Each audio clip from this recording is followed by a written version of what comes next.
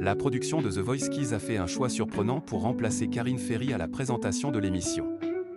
La fin d'une époque. Le 4 octobre dernier, Karine Ferry faisait ses adieux à The Voice Kids.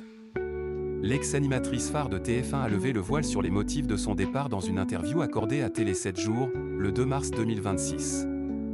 J'arrivais à un moment de ma vie où j'avais envie de développer mes idées en tant que productrice, animatrice, et je me sentais prête pour de nouveaux défis, explique-t-elle dans ce papier.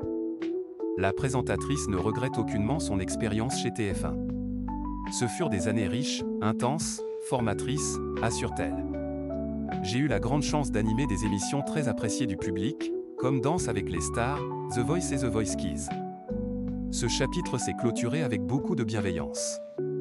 Partir pour la chaîne RMC Life, c'est uniquement le choix d'une femme libre, engagée et alignée avec ses valeurs. The Voice Kids, par qui Karine Ferry a-t-elle été remplacée? La nouvelle est tombée ce samedi 18 avril.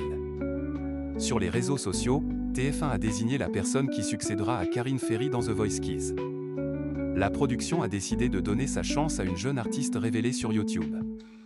Stilto, chanteuse et créatrice de contenu suivie par toute une génération, rejoint la famille The Voice Kids, a fait savoir la chaîne.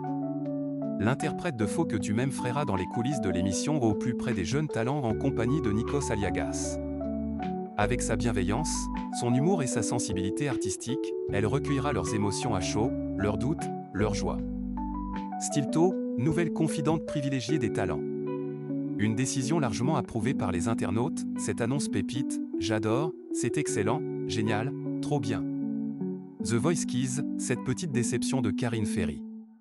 En parallèle de The Voice Kids, Karine Ferry avait proposé à TF1 un magazine consacré aux animaux en partenariat avec la SPA. La chaîne avait décliné son offre avant de faire l'acquisition d'un programme similaire quelques mois plus tard. Plusieurs raisons m'ont été données mais j'ai trouvé dommage de ne pas pouvoir le faire dans mon groupe. C'est un programme qui aurait pu trouver sa place sur TMC ou TFX car je pense qu'il était important que cette thématique soit traitée, avait déclaré l'ex-acolyte de Nikos dans les colonnes du Parisien. L'animatrice ne souhaite pas malgré tout nourrir de sentiments négatifs. À partir de ce moment, j'ai été un peu déçu. C'est finalement sur RMC Life que Karine Ferry propose aux téléspectateurs d'explorer des thématiques familiales et animalières. Nous discutons sur la possibilité de lancer des thématiques sur la santé des femmes, l'éducation, la famille et du divertissement également. Tout est possible. Une ambition à la fois professionnelle, personnelle et créative.